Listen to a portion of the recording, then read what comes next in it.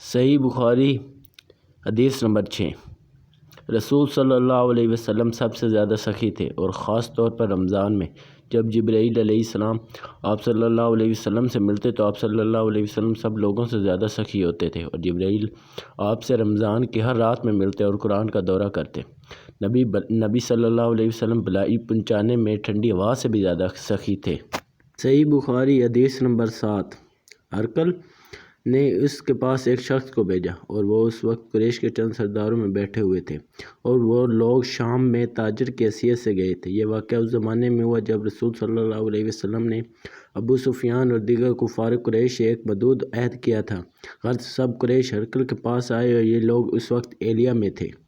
پھر ترجمان سے کہا کہ ان لوگوں سے کہو کہ میں ابو سفیان سے اس شخص کا حال پوچھتا ہوں جو اپنے آپ کو نبی کہتا ہے، اگر مجھ سے جھوٹ بیان کریں تو تم فوراً ان کی تصدیق کر دینا۔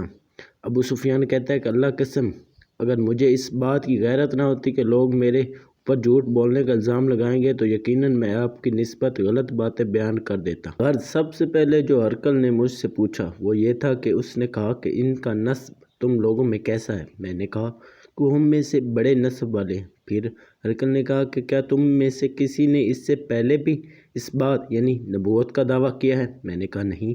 پھر ہرقل نے کہا کہ کیا ان کے باپ دادا میں کوئی بادشاہ گزرا ہے؟ میں نے کہا نہیں۔ پھر ہرقل نے کہا کہ امیر لوگ ان کی پیروی کر رہے ہیں یا کمزور؟ میں نے کہا نہیں بلکہ کمزور۔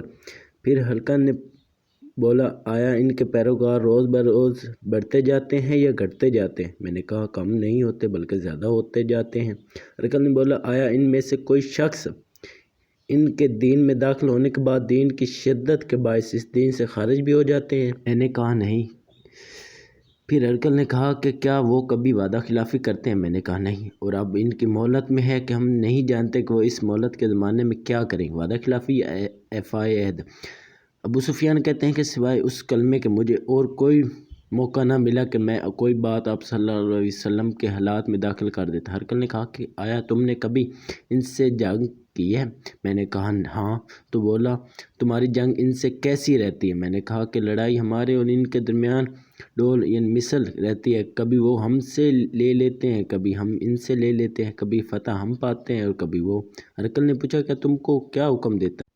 میں نے کہا کہ وہ کہتے ہیں کہ صرف اللہ کی عبادت کرو اور اس کے ساتھ کسی کو شریک نہ کرو، اور شرک کی باتیں جو تمہارے باپ دادا کیا کرتے تھے چھوڑ دو، اور ہمیں نماز پڑھنے اور سچ بولنے اور پرہیزگاری اور صلح رحمی کا حکم دیتے ہیں۔ اس کے بعد ہرقل نے ترجمان سے کہا کہ ابو سفیان سے کہہ دے کہ میں نے تم سے ان کا نسب پوچھا تو تم نے بیان کیا کہ وہ تمہارے درمیان اعلی نسب والے ہیں، اور تمام پیغمبر اپنی قوم کے نسب میں اسی طرح ملبوس ہوا کرتے ہیں۔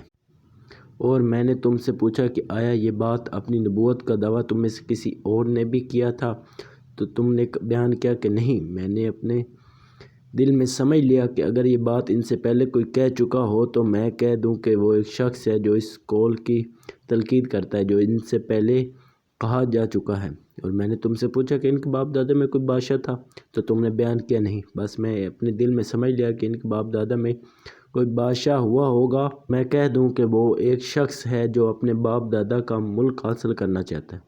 اور میں نے تم سے پوچھا کہ اس سے پہلے کہ انہوں نے یہ بات کہی کہ ان پر کبھی جھوٹ کی تہمت لگائی گئی تو تم نے کہا کہ نہیں۔ بس اب میں یقین جانتا ہوں کہ کوئی شخص ایسا نہیں ہو سکتا کہ لوگوں پر جھوٹ نہ بولے اور اللہ پر جھوٹ بولے۔ میں نے تم سے پوچھا کہ آیا بڑے لوگوں نے ان کی پیروی کی یا کمزور لوگوں نے؟ تو تم نے کہا کہ کمزور لوگوں نے ان کی پیروی کی۔ دراصل تمام پیغمبروں کے پیروکار یہی لوگ ہوتے رہے ہیں، اور میں نے تم سے پوچھا کہ ان کے پیروکار زیادہ ہوتے جاتے ہیں یا کم ہوتے جاتے ہیں؟ تو تم نے بیان کیا کہ وہ زیادہ ہوتے جاتے ہیں۔ در حقیقت ایمان کا کمال کو پہنچنے تک کا یہی حال ہوتا ہے۔ اور میں نے تم سے پوچھا کہ کیا کوئی شخص اس کے بعد ان کے دین میں داخل ہو جائے گا، ان کے دین سے ناخوش ہو کر دین پھر بھی جاتا ہے؟ تو تم نے بیان کیا کہ نہیں۔ اور ایمان کی یہی صورت ہے کہ جب اس کی بشارت دل میں بیٹھ جائے۔ اور میں نے تم سے پوچھا کہ آیا وہ وعدہ خلافی کرتے ہیں؟ تو تم نے بیان کیا کہ نہیں۔ بات یہ ہے کہ اس طرح تمام پیغمبر وعدہ خلافی نہیں کرتے۔ اور میں نے تم سے پوچھا کہ وہ تمہیں کس بات کا حکم دیتے؟ تو تم نے بیان کیا کہ وہ تمہیں یہ حکم دیتے ہیں کہ اللہ کی عبادت کرو اور اس کے ساتھ کسی کو شریک نہ کرو، اور تمہیں بتوں کی پرستش سے روکتے منع کرتے ہیں۔ اور تمہیں نماز پڑھنے اور سچ بولنے اور پرہیزگاری کا حکم دیتے ہیں۔ بس اگر تمہیں کہی ہوئی بات سچ ہے تو ان قریب وہ ان قدموں کی جگہ کے مالک ہو جائیں گے۔ اور بے شک کتاب سابقہ سے جانتا تھا کہ وہ ظاہر ہونے والے ہیں، مگر میں یہ نہ جانتا تھا کہ وہ تم میں سے ہوں گے۔ بس اگر میں جانتا کہ ان تک پہنچ سکوں گا تو یقیناً میں ان سے ملنے کا بڑا اہتمام کرتا۔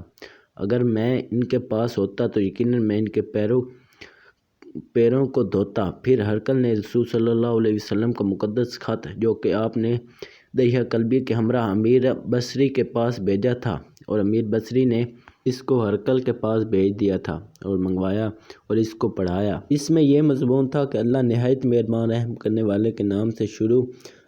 یہ خط ہے اللہ کے بندے اور اس کے پیغمبر محمد صلی اللہ علیہ وسلم کی طرف سے بادشاہ روم کی طرف۔ اس شخص پر سلام ہو جو ہدایت کی پیروی کرے، اس کے بعد وعدہ ہو کہ تم کو اسلام کی طرف بلاتا ہوں۔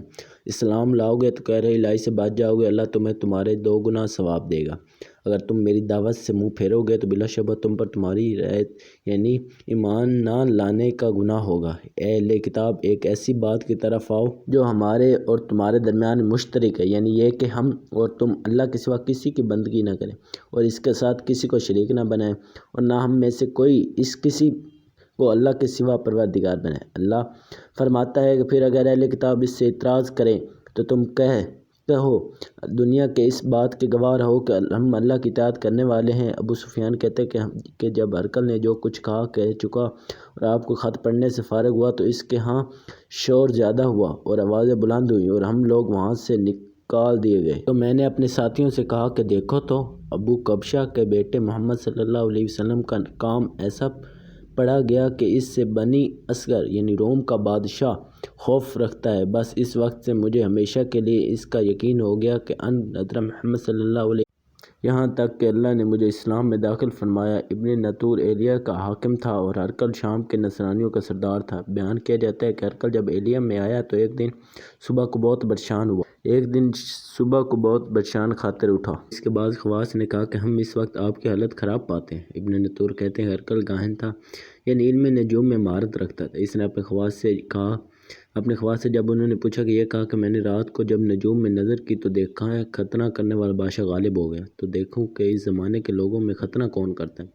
لوگوں نے کہا کہ سوائے یہود کے کوئی ختنہ نہیں کرتا۔ سو یہود کی طرف سے آپ اندیشہ نہ کریں، اپنے ملک کے بڑے بڑے شہروں میں لکھ بھیجتے ہیں کہ جتنے یہود وہاں ہیں سب کو قتل کر دیا جائے۔ بس وہ لوگ اپنی اس تدبیر میں تھے کہ ہرقل کے پاس ایک آدمی لایا گیا جسے غسان کے بادشاہ نے بھیجا تھا۔ اس نے رسول صلی اللہ علیہ وسلم کی خبر بیان کی۔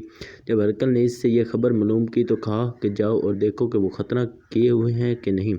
تو لوگوں نے اس کو دیکھا تو بیان کیا کہ وہ ختنہ کیے ہوئے ہیں، اور ہرقل نے اس سے عرب کا حال پوچھا تو اس نے کہا کہ وہ ختنہ کرتے ہیں۔ تب ہرقل نے کہا کہ یہی نبی صلی اللہ علیہ وسلم زمانے کے لوگوں کا بادشاہ ہے جو روم پر غالب آئیں گے۔ پھر ہرقل نے اپنے دوست کو رومیہ یہ حال لکھ کر بھیجا، اور وہ علم نجوم میں اس کا ہم پایا تھا، اور یہ لکھ کر ہرقل حماس کی طرف چلا گیا۔ پھر حماس سے باہر نہیں جانے پایا کہ اس کے دوست کا خط اس کے جواب میں آ گیا۔ وہ بھی نبی کریم صلی اللہ علیہ وسلم کے ظہور کے بارے میں ہرقل کی رائے کی موافقت رکھتا تھا، اور یہ اس نے لکھا تھا کہ وہ نبی ہے۔ اور اس کے بعد ہرقل نے سرداران روم کو اپنے محل میں جو حماس میں تھا طلب کیا اور حکم دیا کہ محل کے دروازے بند کر لیے جائیں، تو وہ بند کر دیے گئے۔ ہرقل اپنے گھر سے باہر آیا تو کہا کہ اے روم والوں، کیا ہدایت اور کامیابی میں کچھ حصہ تمہارا بھی ہے، اور تمہیں یہ منظور ہے کہ تمہاری سلطنت قائم رہے؟ اگر ایسے چاہتے ہو تو اس نبی کی بیعت کر لو۔ تو تم اس کے سنتے ہی وہ لوگ وحشی گدھوں کی طرف دروازوں کی طرف بھاگے تو اوڑوں کو بند پایا۔ بالآخر جب ہرقل نے ان کے درجے ان کی تو بولے کہ ان لوگوں کو میرے پاس واپس لاؤ۔ جب وہ آئے تو ان سے کہا کہ میں نے یہ بات ابھی جو کہی اس سے تمہارے دین کی مضبوطی کا امتحان لینا تھا، وہ مجھے معلوم ہو گئی۔ تب لوگوں نے اسے سجدہ کیا اور اس سے خوش ہو گئے۔ ہرقل کی آخری حالت یہی رہی۔